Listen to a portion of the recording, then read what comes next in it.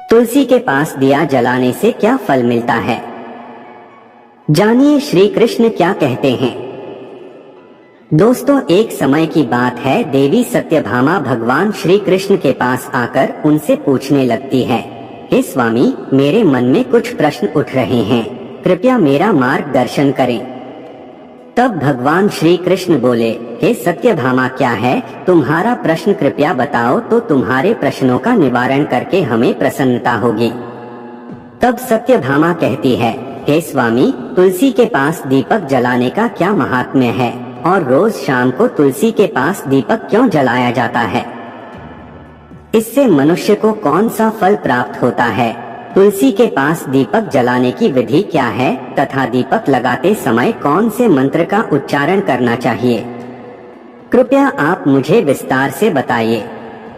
तब भगवान श्री कृष्ण कहते हैं, हे देवी, आज तुमने समस्त संसार के कल्याण की भावना से बहुत ही उत्तम प्रश्न किया है। तुम्हारे इस प्रश्न का उत्तर देने से पूर्व मैं तुम्हें एक प्राचीन कथा सुनाता हूँ, जिससे तुम्हें तुम्हारे सभी प्रश्नों के उत्तर मिल जाएंगे।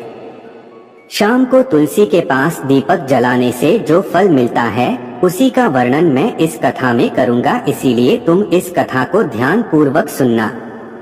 इस कथा को ध्यान से पूरा सुनने मात्र से ही मनुष्य 100 वर्षों तक तुलसी के पास दीपक जलाने का पुण्य प्राप्त होता है।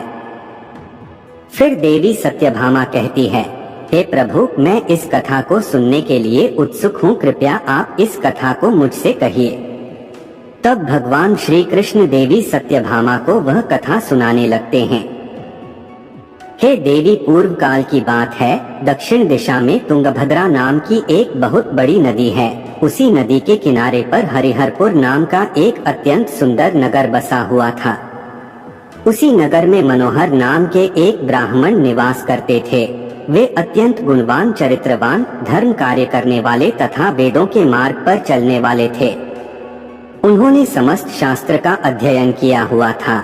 उसी ब्राह्मण की एक पत्नी थी जिसे लोग दुराचार कहकर पुकारते थे, क्योंकि उसके कर्म ही उसके नाम के अनुसार थे। वह सदैव ही अपने पति को अपमानित करती थी, अपने पति के लिए कुवाच्य कहती थी, पति को भयंकर दुख देती थी, पति के लिए कभी भोजन नहीं बनाती थी। उसने उसके पति के साथ कभी शयन नहीं किया, कभी उसके साथ प्रेम से व्यवहार नहीं किया। पति के मित्र परिवार के लोग घर पर आते तो वह स्त्री उनको अपमानित करके भगा दिया करती थी और स्वयं काम भाव से उन्मत्त होकर निरंतर अन्य व्यभिचारिणी स्त्रियों के साथ घुमा करती थी। उसका मन पति को छोड़कर पराये पुरुषों में लगा रहता था। उसने कभी अपने पति से प्रेम से बात नहीं की, किंतु पराये सुंदर सुंदर पुरुषों के संग बैठकर बातें करती थी। पराये पुरुषों को मोहित करने के लिए सज धज कर गाँव में घूमने जाया करती थी। कभी वह वन में किसी वृक्ष के नीचे खड़ी रहकर सुंदर पुरुषों की राह देखने लगती और किसी दुष्ट पुरुष को मोहित करके उसके संग भोग विलास किया करती थी। फिर एक दिन वह दुराचार स्त्री वन में जाकर एक वृक्ष के नीचे खड़ी हो गई। उसका चित्त काम से भरा हुआ था। वह किसी सुंदर कामी पुरुष की राह देख रही थी, किंतु बहुत समय निकलने के बाद भी उस स्थान पर कोई पुरुष नहीं आया। इसीलिए वह अत्यंत दुखी हो गई और प्रियतम की खोज में इधर उधर देखने लगी। उस दिन उसका सारा परिश्रम व्यर्थ हो गया। वहां पर खड़ी होकर वह नाना प्रकार की बातें कहकर विलाप करने लगी। हाय, आज तो इस मार्ग से कोई भी सुंदर पुरुष नहीं आया। अब मैं कैसे अपनी काम शांति करूं? आज की रात कैसे बीतेगी? वह जोर जोर से विलाप करने लगी। उसी जंगल में एक भयानक बाघ निवास करता था। उस पापिनी स्त्री की आवाज सुनकर वह जाग गया और उछलकर उस स्त्री का भक्षण करने के लिए उसके पास आ गया। उस भयंकर बाघ को देखकर उस स्त्री के पसीने छूटने लगे। वह भय से थरथर कांपने लगी। वह स्त्री कुछ करती, इतने में ही उस बाघ ने अपने पंजे से उसे घायल कर दिया और वह स्त्री जमीन पर गिर पड़ी। जमीन पर गिरते ही वह स्त्री चिल्लाते हुए बोली, अरे बाघ, तू किस लिए यहाँ पर आया है? मुझे क्यों मार रहा है? मैं यहाँ पर अपने प्रियतम को खोज रही थी। तू मुझे छोड़ दे, मेरा भक्षण करके तुझे क्या मिलेगा? उस स्त्री की यह बात सुनकर वह भयानक बाघ क्षण भर के लिए रुक गया और हंसते हुए बोलने लगा, हे दुष्टा, आज विधाता ने तुझे मेरा ग्रास नियुक्त किया है। तुझ जैसी पापिनी स्त्रियों को भक्षण करना ही मेरा काम है, तभी मुझे इस शरीर से मुक्ति मिलेगी। वह स्त्री कहने लगी, हे बाघ, तुम कौन हो? मुझे सच सच बताओ, तुम्हें किस कारण से बाघ होना पड़ा और तुम मुझ जैसी स्त्रियों का भक्षण क्यों करते हो? पहले मुझे सारी बात बताओ और फिर मेरा भक्षण करो। फिर वह बाघ कहने लगता है, हे पापिनी, मैं तुझे मेरे पूर्व जन्म का वृतांत सुनाता हूँ, किस कारण से मुझे बाघ होना पड़ा। पूर्व काल में दक्षिण देश में एक नदी थी। उस नदी के तट पर एक नगरी बसी हुई थी। उसी नगरी में मैं निवास करता था। मैं एक ब्राह्मण का पुत्र था और नदी किनारे बैठकर यज्ञ आदि कार्य किया करता था। मैंने उस जन्म में अनेक पापियों के लिए यज्ञ किए, उन पापियों के घर का भोजन किया। मैंने धन के लोभ से अनेक पापियों के लिए कार्य किए। जिन वस्तुओं का दान ब्राह्मण को नहीं लेना चाहिए, उन वस्तुओं का दान भी मैंने ग्रहण किया और दूसरों से धन लेता था, लेकिन कभी वापस नहीं करता था। इस प्रकार से पाप करते हुए मुझे बहुत साल बीत गए और मैं बूढ़ा हो गया। मेरे बाल सफेद हो गए, आंखें सूज गई, मुंह के सारे दांत गिर गए, लेकिन फिर भी मेरी दान लेने की आदत नहीं छूटी और मैं पाप करता गया। फिर एक दिन मैं धन के लोभ से नदी किनारे गया और अन्य धूर्त ब्राह्मणों के साथ मिलकर हमने लोगों को ठगा। झूठे मंत्र वचन बोलकर हमने बिना विधि किए ही देवी देवताओं का पूजन किया और बहुत सारा धन दान में ले लिया। फिर उसी स्थान पर एक बीमार कुत्ते ने मेरे पैर में काट लिया और मैं मूर्छित होकर गिर पड़ा। उसी क्षण मेरे प्राण चले गए।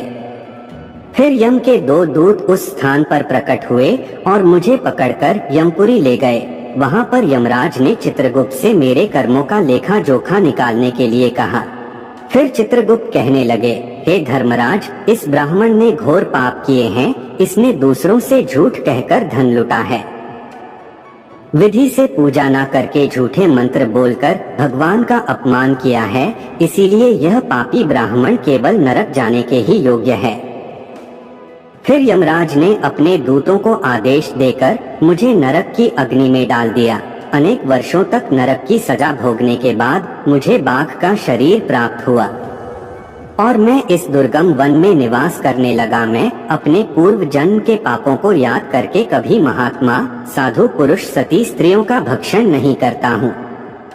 मैं केवल पापी, दुराचारी तथा उल्टा स्त्रियों का ही भक्षण करता हूँ, ताकि मुझे पाप से मुक्ति मिल जाए। इस प्रकार से उस बाघ ने अपने पूर्व जन्म का वृतांत सुना दिया और उस स्त्री से कहने लगा, है पापिनी, तेरे आचरण से तू उल्टा दिखाई पड़ती है। अपने पति को छोड़कर तू इस वन में अन्य पुरुष के साथ भोग विलास करने के लिए आई है, इसीलिए आज तू मेरा ग्रास अवश्य बनेगी। इतना कहकर उस बाघ ने अपने तीक्ष्ण नाखून से उस पापी स्त्री के टुकड़े टुकड़े करके उसे खा लिया। फिर उस स्थान पर यम के 2 दूत प्रकट हुए और उस पापिनी स्त्री को उठाकर यमपुरी में ले गए। वहां पर उसे यमराज के सामने खड़ा किया गया। फिर चित्रगुप्त ने उस स्त्री का लेखा जोखा निकालते हुए यमराज से कहने लगे, हे धर्मराज, यह स्त्री तो अत्यंत पापिनी है। इसने घोर पाप किए हैं। इसने व्यभिचार किया है। इसने अपने पति की कभी सेवा नहीं की। अपने पति को भूलकर पराये पुरुषों के संग भोग विलास किया करती थी। उसके पापों को सुनकर यमराज ने उस स्त्री को अग्नि से भरे हुए कुंडों में डालने का आदेश दिया। अनेक वर्षों तक उसे उस कुंड में पकाया गया। फिर उसे निकालकर रौरव नामक नरक में डाल दिया गया। इस प्रकार से उसे अनेक वर्षों तक अलग अलग नरकों में डाला गया और नरकों में डालने के बाद वह महापापिनी स्त्री पुनः पृथ्वी लोक पर आकर चांडाल के रूप में उत्पन्न हुई। चांडाल के घर में जन्म लेकर वह फिर से अनेक पाप करने लगी, व्यभिचार करने लगी, अनेक पापी पुरुषों के संग विहार करने लगी। फिर कुछ समय बाद पूर्व जन्म के पापों के कारण उसे कोढ़ का रोग हो गया और वह भयानक पीड़ा सहन करने लगी। उसका अंग अंग जलने लगा, उसके नेत्रों में पीड़ा होने लगी। इस दुख को सहन करती हुई वह दिन बिताने लगी। फिर एक दिन वह तीर्थ में स्नान करने के उद्देश्य से अनंतपुर में चली गई। वहां पर वह एक आश्रम के बाहर निवास करने लगी। उस आश्रम में एक तुलसी का पौधा था। अन्य स्त्रियों को वहां पर तुलसी के पास दीपक जलाते हुए देखकर उस पापी स्त्री ने भी वही किया। उसने तुलसी के पौधे के पास एक दीपक जला दिया। फिर उसी रात हृदय फटने से उसकी मृत्यु हो गई और यमराज के 2 दूत उसे ले जाने के लिए वहां पर प्रकट हुए। जैसे ही यम के दूत उस पापी स्त्री को पाश में बांध कर ले जाने लगे, भगवान विष्णु के 2 पार्षद उस स्थान पर प्रकट हुए और उन्होंने उन दूतों को रोक लिया और कहने लगे, हे दूतों, इस स्त्री को तुम छोड़ दो। यह स्त्री नरक जाने के योग्य नहीं है। तुम किसके आदेश से ऐसा अधर्म कर रहे हो? फिर यम के दूत कहने लगे, हे पार्षदों, हम यमराज के आदेश से इस पापी स्त्री को उठाकर ले जा रहे हैं, किंतु आप हमें किस कारण से रोक रहे हो? यह स्त्री अत्यंत पापी है, इसे नरक में ले जाने की आज्ञा मिली है। फिर पार्षद कहने लगे, हे दूतों, यह स्त्री तो विष्णु भक्त है, यह नरक जाने के योग्य नहीं है। इसने शाम को तुलसी के पास दीपक जलाया है, इसी कारण से इसके समस्त पाप नष्ट हो गए हैं। इसीलिए अब यह नरक जाने के योग्य नहीं है, यह स्वर्ग जाने की अधिकारी बन चुकी है। पार्षदों की बात सुनकर उन यमदूतों ने उस स्त्री को उसी स्थान पर छोड़ दिया और यमलोक लौट गए। वहां जाकर उन्होंने यमराज को सारा वृतांत सुना दिया। फिर भगवान विष्णु के पार्षद उस स्त्री को दिव्य विमान में बिठाकर स्वर्ग लोक ले गए। भगवान श्री कृष्ण कहते हैं, हे देवी सत्यभामा, इस प्रकार से तुलसी के पास केवल दीपक जलाने मात्र से ही मनुष्य के सभी पाप नष्ट हो जाते हैं। जो स्त्री नित्य शाम को तुलसी के पास दीपक जलाती है, वह सौभाग्यशाली बनती है। उसके पूर्व जन्मों के सभी पाप नष्ट हो जाते हैं, उसे सुख समृद्धि की प्राप्ति होती है।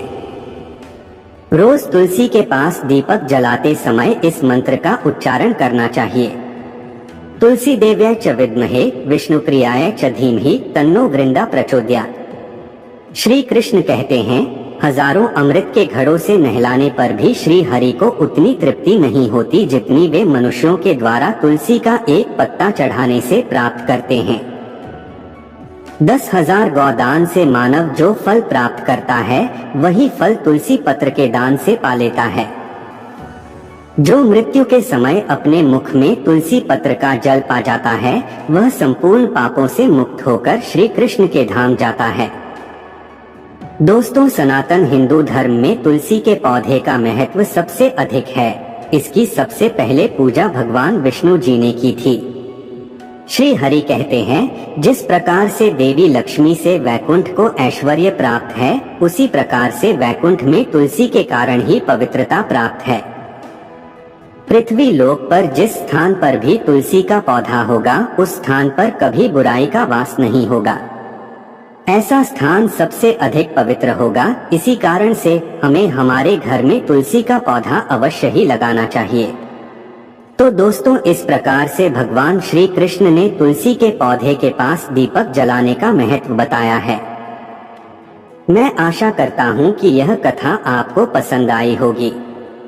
और यदि इस चैनल शर्मा स्टोरी नंबर 1 पर नए हैं, तो चैनल को सब्सक्राइब कर वीडियो को लाइक एवं शेयर जरूर करें।